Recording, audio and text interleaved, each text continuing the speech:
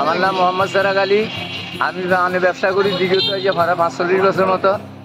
এই হাইনসর, রামপুর বাজার এবং কৃষ্ণপুর, আলী, মজমপুর বিভিন্ন জায়গা থেকে মাল কিনি আমি পর্যন্ত কান্তা বাজার বিক্রি করি। পানের দর কেমন, মানে বাজারের অবস্থা কেমন? বাজার এখন পানের দাম একটু বেশি, অন্য বছরকার তুলনায় এবার পানের দাম বেশি। সুজন ভাই না আইছিল একদিনকে গ্লোবাল টেলিভিশনের।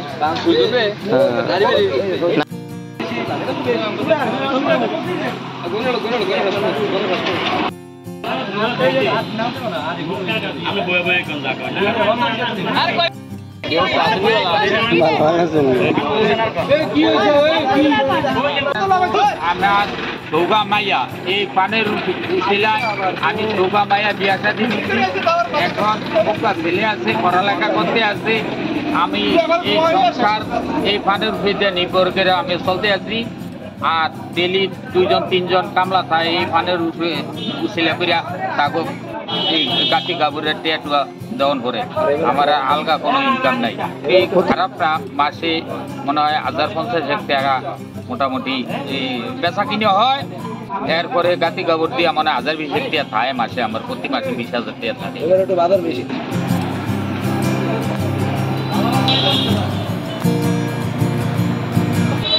আমার নাম আবাদ গেছে, আমি পাইকারি তো দলিল বহুত চালাই। আমার এটা দিয়ে আমি খাওয়ানটা অনেক বছর দানা ছিলাম, এবার কিছু দানাবে না কাইটা পানের ভিতরে বাসা লাগিয়ে গেছে। আমি কোনো সহযোগিতা আই না।